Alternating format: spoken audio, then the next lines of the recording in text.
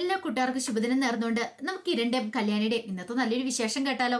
അങ്ങനെ ഇന്നത്തെ വിശേഷത്തില് മനോഹർ ടൗണിൽ കൂടെ നടന്നു വരുന്ന സമയത്താണ് ആ കാഴ്ച കിടന്ന് ഷോപ്പിംഗ് കോംപ്ലക്സിൽ നിന്ന് നല്ല അതിസുന്ദരിയായ ഒരു പെൺകുട്ടി ഇങ്ങോട്ട് ഇറങ്ങി വരുന്നു.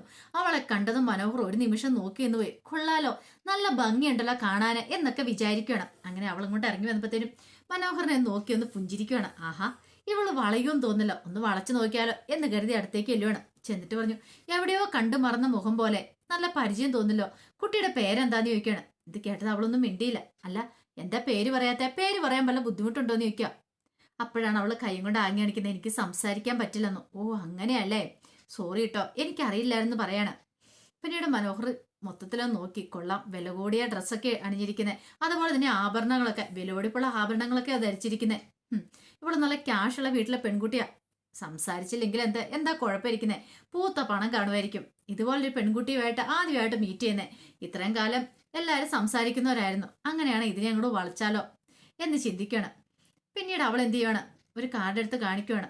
പേര് ചോദിച്ചു കഴിഞ്ഞപ്പോഴത്തേനും വന്ദന. ഓ അതാണല്ലേ, നല്ല നൈസ് നെയിമാന്നൊക്കെ പറയാണ്. എന്നാൽ ശരി, നമുക്ക് പിന്നെ കാണാം എന്നൊക്കെ പറഞ്ഞിട്ട് അവൾ അങ്ങോട്ട് പോവാണ്. അപ്പൊ പോകുന്ന വഴിക്ക് കാറെ കയറി നിന്നിട്ട് മനോഹറിന് ടാറ്റ കൊടുക്കുന്നുണ്ട്. മനോഹർ വിചാരിച്ചു, കൊള്ളാം, അവൾ വീണു തന്റെ കസ്റ്റഡിയില്, ഇനി കുഴപ്പമൊന്നുമില്ല എന്നൊരു ചിന്തയായിരുന്നു മനോഹറിന്റെ ഉള്ളിൽ നിറയുണ്ടായിരുന്നത്. ഇനിയിപ്പോ പേടിക്കേണ്ട കാര്യമില്ല എന്നൊക്കെ ഓർക്കുവാണ്. പിന്നീട് മനോഹർ അങ്ങോട്ടേക്ക് പോവാണ്. ഈ സമയം കിരണും കല്യാണിയും കൂടെ സംസാരിക്കുവാണ്. കിരണിനാണെങ്കിൽ നല്ല ടെൻഷൻ ഉണ്ടായിരുന്നു. അങ്ങനെ സംസാരിക്കുന്ന സമയത്ത് സരുവിനോട് ചോദിച്ചു, അല്ല ആ മനോഹറിന്റെ കാര്യത്തില് ഇങ്ങനെ പോയിട്ടുണ്ട്, എന്ത് ചെയ്യാനാന്ന് ചോദിക്കണം. അവനെ ഇന്ന് പിടികൂടിയിട്ടുണ്ട്, ഇനി അവൻ മേല ഒരു പെണ്ണുങ്ങളെ നേരെ ചെല്ലത്തില്ല എന്ന് പറയണം. അതിപ്പോ നമുക്ക് ഉറച്ചു വിശ്വസിക്കാൻ പറ്റുന്ന കാര്യമാണോ കല്യാണി? അങ്ങനെ അവന് ഇല്ലാതാവണമെങ്കിൽ അവൻ മരിക്കണോന്ന് പറയണം. അത് ശരിയാ, ഇതിനേക്കാളും ഭേദം അത് തന്നെയാന്ന് തോന്നേ. അവൻ എത്ര പെൺകുട്ടികളുടെ ജീവിതം നശിപ്പിച്ചിരിക്കുന്നേ, എന്നിട്ട് യാതൊരു ഉളുപ്പുമില്ലാതെ വീണ്ടും വീണ്ടും അവൻ ഓരോ മേച്ചിൽപ്പുറം തേടി പോവാണല്ലോ എന്ന് പറയണം. അല്ല കല്യാണി, ഇപ്പൊ ആ ജുബാനെ കണ്ടില്ലായിരുന്നെങ്കിൽ ആ പെൺകുട്ടി രക്ഷപ്പെടുമായിരുന്നോ? ഒരിക്കലും രക്ഷപ്പെടില്ലായിരുന്നു. അവൻ വീണ്ടും ഇങ്ങനെ ഓരോന്ന് ഒപ്പിച്ചു വെക്കില്ലായിരുന്നു ചോദിക്കും. അത് ശരിയാ, അതുകൊണ്ട് എത്രയും പെട്ടെന്ന് അവന്റെ കാര്യത്തിൽ ഒരു തീരുമാനം എടുക്കണം. ഇതിങ്ങനെ വിട്ടിട്ട് കാര്യമില്ലെന്ന് പറയണം. കല്യാണി പറഞ്ഞു, അത് ശരിയാ മനുവേട്ടാ, ഇനി അവനെ വെറുതെ വിടല്ല, അവനെ ഇനി നമുക്ക് എന്ത് ചെയ്യണമെന്നോ തീരുമാനിക്കാന്നൊക്കെ പറയണം.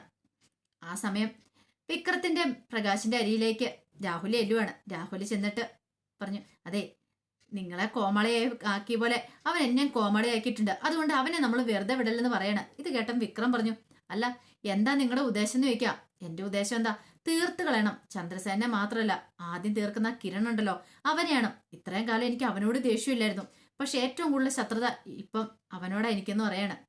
അല്ല, നിങ്ങൾ ആരെയും പ്ലാൻ ചെയ്ത് വെച്ചിട്ടുണ്ടോ? അതെ, എന്റെ കമ്പനിയിലെ ഒരു സ്റ്റാഫ് ഉണ്ടായിരുന്നു, അനസ്. അവന് അറിയാവുന്ന ഒരു ശിങ്കടിയുണ്ട്. അവനിങ്ങനെ കുറെ അത്യാവശ്യ കേസുകെട്ടുകളൊക്കെ പിടിച്ചെടുക്കുന്ന. അവൻ അങ്ങനെ ആർക്കെങ്കിലും കൊട്ടേഷൻ കൊടുക്കുകയും ചെയ്യും. അപ്പൊ അങ്ങനെയാണെങ്കിൽ അവൻ ഒരുത്തനെ പരിചയപ്പെടുത്തി തരാന്ന് പറഞ്ഞിട്ടുണ്ട്. ആള് കില്ലാടിയാന്നാ പറഞ്ഞെന്ന് പറയാം. ഇത് കേട്ട പ്രകാശം പറഞ്ഞു, അതെ, ഒരു കാര്യം ഞാൻ പറഞ്ഞേക്കാം, മുമ്പത്തെ പോലെയൊന്നും അല്ല, ഇത് കളി വേറെയാ. എങ്ങാനും നമ്മൾ പരാജയപ്പെട്ടു പോയിട്ടുണ്ടെങ്കിൽ അതോടുകൂടി നമ്മുടെ കഴുത്തിന് മീതെ തല കാണില്ല എന്ന് പറയണം. എടാ പ്രകാശ, ഈ കാര്യത്തിൽ നിനക്ക് ഒരു പേടിയും വേണ്ടെന്ന് പറയണം. എന്ത് ചെയ്യണമെന്നൊക്കെ എനിക്കറിയാം, എന്നോടാ അവന്മാരുടെ കളി. ഇനി എന്താണെങ്കിലും അവൻ രക്ഷപ്പെടാൻ പോകുന്നില്ലെന്ന് പറയണം. പിന്നീട് രാഹുൽ അങ്ങോട്ടേക്ക് പോകുമ്പോഴത്തേനും വിക്രം പറഞ്ഞു, അച്ഛാ, എനിക്ക് വേണമെങ്കിൽ ജയിലിൽ പോയി കിടക്കാനും കുഴപ്പമൊന്നുമില്ല, എല്ലാത്തിനും അങ്ങ് തട്ടിയിട്ട് ഞാൻ ജയിലിൽ പോയി കിടക്കട്ടെ, അതാണ് കുറെ അന്തസ്സുണ്ടെന്ന് പറയണം. എടാ മോനെ, അതിന്റെ ഒന്നും ആവശ്യമില്ലെന്ന് പ്രകാശം പറയാം. കണ്ടോ, രാഹുൽ ആരെയോ ഏർപ്പാടാക്കിയിട്ടുണ്ടെന്നല്ല പറഞ്ഞേ. ഈ പറയുന്ന അനസിനെ എനിക്കറിയാം, അവൻ ഏതോ ഗുണ്ടാനെ ഏർപ്പാടാക്കിയിട്ടുണ്ടെന്നാ പറഞ്ഞേ. അതുകൊണ്ട് ആ കാര്യത്തിൽ ഒരു പേടി വേണ്ട, നമുക്ക് കരക്കിരുന്ന് കളി കണ്ട് രസിച്ചാൽ മാത്രം മതി. എന്ത് വന്നാലും ഈ പറയുന്ന രാഹുൽ നോക്കിക്കോളും. വെറുതെ എന്തിനാടാ ഉള്ള ജീവിതം കൊണ്ട് നശിപ്പിക്കണമെന്നൊക്കെ പ്രകാശൻ വിക്രത്തോട് പറയണം. പിന്നീട് അവരങ്ങോട്ടേക്ക് പോവാണ്. ഈ സമയം രാഹുൽ ആകപ്പാടെ സമുദ്രയേറ്റിയ മനസ്സോട് കൂടിയിട്ടാണ് വീട്ടിലേക്ക് വരുന്നത്. രാഹുലിനാണെങ്കിൽ എന്ത് ചെയ്യണം എന്നറിയത്തില്ലായിരുന്നു. വല്ലാത്തൊരു ടെൻഷനൊക്കെ മനസ്സിലുണ്ടായിരുന്നു. ആ സമയം മനോഹർ എന്ത് ചെയ്യുവാണ്, മനോഹർ പോവാണ്. അപ്പൊ പോകുന്ന സമയത്ത് മനോഹർ പെട്ടെന്ന് നിധിക്ക് മെസ്സേജ് അയക്കുക, എനിക്കൊന്ന് കാണണമെന്ന് പറഞ്ഞ, അത്യാവശ്യമായിട്ട് കാണണമെന്ന് പറഞ്ഞ് മെസ്സേജ് അയക്കുക. അങ്ങനെ നിധ എന്ത് ചെയ്യുവാണ്, കാണാനായിട്ട് വരുക. അപ്പൊ ഈ പറയുന്ന മനോഹറിന് അറിയത്തില്ല, നിധ സത്യങ്ങളൊക്കെ അറിഞ്ഞിട്ടുണ്ട്, താനൊരു പെരുങ്കള്ളനാണ്, അല്ലെങ്കിൽ കല്യാണ വീരനാന്നുള്ള സത്യങ്ങളൊക്കെ അറിഞ്ഞിട്ടുണ്ടെന്നുള്ള കാര്യമൊക്കെ. അങ്ങനെ മനോഹറിന്റെ അടുത്തേക്ക് നിധ വന്നു. നിധ വന്നു കഴിഞ്ഞപ്പോഴത്തേന് മനോഹർ പറഞ്ഞു, മോളു ഞാൻ താമസിച്ചു നിൽക്കേ. താമസമൊന്നുമില്ല, നേരത്തെ തന്നെ എത്തിയേക്കെന്ന് പറയണം. പിന്നീട് നിധ പറഞ്ഞു, അതെ, ഞാൻ കുറച്ച് ഫോട്ടോസ് കാണിച്ചു തരാം, ഇവരേക്ക് അറിയാവുന്ന പറയണമെന്ന് പറയാം. അല്ല, പെൺകുട്ടികളുടെ ആണോ, നോക്ക് എന്ന് പറയാണ്. അങ്ങനെ നോക്കി കഴിഞ്ഞപ്പോഴത്തേന് അവൻ ചതിച്ച് വഞ്ചിച്ച പെണ്ണുങ്ങൾ ജുബാനയുടെ, ഡോണയുടെ എന്ന് വേണ്ട, അവസാനം സരയുവിന്റെ ഫോട്ടോയും കൂടെ ഉണ്ട്.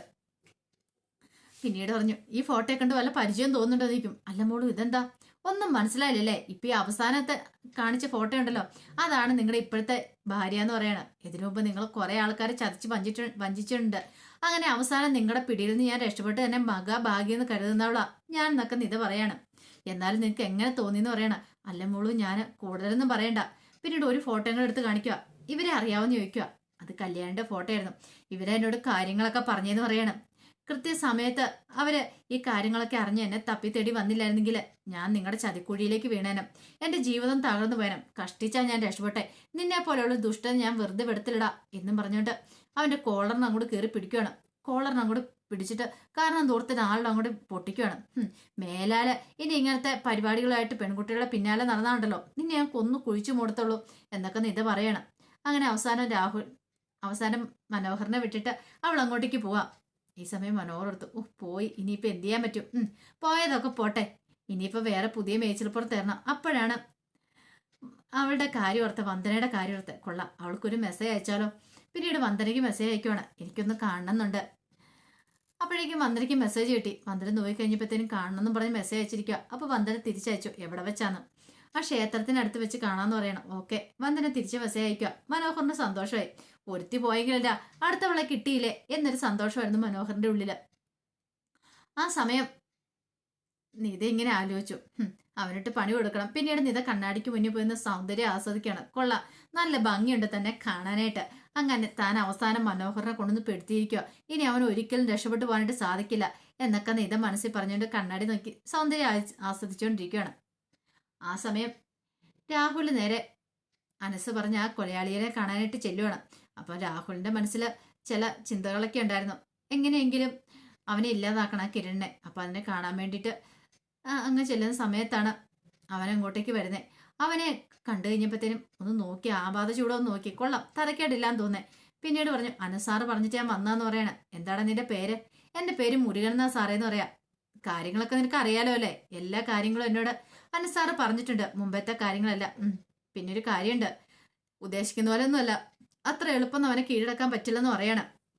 എന്റെ സാറേ, സാർ എന്താ പറയണേ? എനിക്കിത് വെറും പുഷ്പം പോലെ ചെയ്ത് തീർക്കാവുന്ന കാര്യങ്ങളല്ലേ ഉള്ളെന്ന് പറയണ. എന്ത് ഇതൊക്കെ? ഞാൻ ഇതിനു മുമ്പ് എത്ര പേരെ തീർത്തിട്ടുണ്ടെന്നറിയോ? യൂണിഫോം ഇട്ട് നടക്കുന്നവരെ. അത് കൂടാതെ വലിയ വലിയ നേതാക്കളെ എല്ലാരെയും ഞാൻ ശരിയാക്കിയിട്ടുണ്ട്. അതൊക്കെ പണത്തിന് വേണ്ടിയിട്ടാ അനസാറ് ഞാനും തമ്മിലുള്ള ഡീലിങ്സ് ആന്ന് പറയണ. ഇത് കേട്ടപ്പോ പ്രകാശം പറഞ്ഞു, നീ ഉദ്ദേശിക്കുന്ന പോലെ ഒന്നും ആൾക്കാരല്ലെന്ന് പറയണം. ഇതൊക്കെ ഞാൻ കുറെ കണ്ടിട്ടുണ്ട്. ഈ മുരുകൻ അങ്ങനെ ഒരു ഇതില്ല.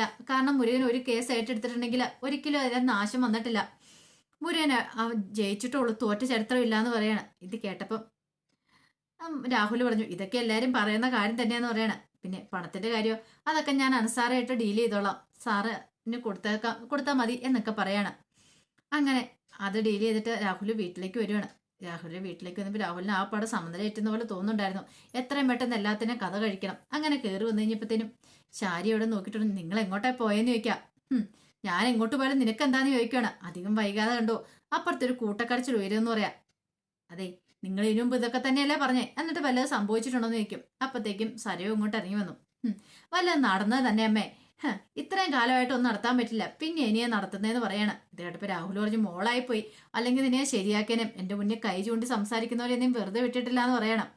മോളായതുകൊണ്ട് രക്ഷപ്പെട്ടെന്ന് പറഞ്ഞപ്പോഴത്തേന് ശാരി പറഞ്ഞു, മോളെ നീ അകത്തേക്ക് കയറി പോകാൻ പറയണം, അല്ലെങ്കിൽ തന്നെ ഇങ്ങയുടെ സമ്മതമേറ്റിരിക്കുന്ന സമയം എന്നൊക്കെ പറയണം. പിന്നീട് രാഹുൽ അകത്തേക്ക് കയറിപ്പോയി.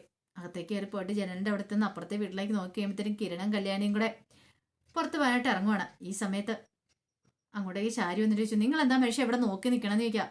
അങ്ങ് നോക്കടി, അല്ല പിള്ളേര് പോകുന്നു, നിങ്ങൾ എന്തിനാ നോക്കണമെന്ന് ചോദിക്കാം. പിള്ളേരാണ് പോലും, പിള്ളേരുടെ കഥ അധികം വയ്യാതെ കഴിയൂന്ന് പറയാം. ദേ മനുഷ്യ, വേണ്ടാത്ത പൊല്ലാപ്പിലൊന്നും ചെന്ന് ചാടണ്ട. അവസാനം അവരുടെ കഥ കഴിയുന്നതിന് പകരം നിങ്ങളുടെ ആയിരിക്കും കഥ കഴിയാൻ പോകുന്നത്. കളിച്ചാൽ എങ്ങനെയായിരിക്കും എന്നറിയാലോ അനുഭവം. ഞാൻ പറയാനുള്ള പറഞ്ഞു എന്നും പറഞ്ഞ് ശാരി അങ്ങോട്ട് കയറി പോവാണ്. ഈ സമയം രാഹുൽ ചിന്തിക്കുകയാണ്, പണി കിട്ടുമോ എന്നുള്ള കാര്യത്തിൽ ചിന്തിച്ചുകൊണ്ടിരിക്കുകയാണ്. അപ്പൊ അതിന്റെ വിശേഷങ്ങളൊക്കെ എന്ന് കണ്ടത്. ഇതിന്റെ ബാക്കി വിശേഷങ്ങളുമായിട്ട് വൈകുന്നേരത്തെ പ്രമോയി വരാട്ടോ. ഒരിക്കൽ കൂടി എല്ലാവർക്കും നല്ലൊരു ദിവസം ആശംസിച്ചു നിർത്തുന്നു.